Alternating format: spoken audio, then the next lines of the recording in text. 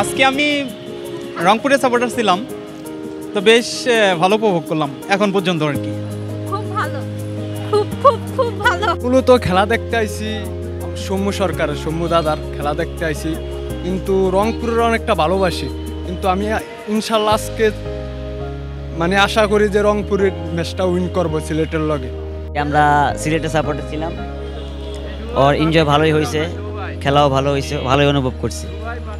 জি আলহামদুলিল্লাহ জিতে গেছে, খুব ভালো ক্রিকেট খেলছে ওরা, এবং নাহিদারা অনেক ইমপ্রেসিভ বোলিং করছে, খুব ভালো লাগলো।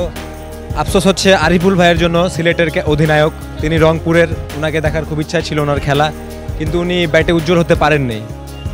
ওনার জন্য শুভকামনা, এবং রংপুর আমি সাপোর্ট করি, রংপুরে থাকি আমি। খুব ভালো লাগলো খেলাটা।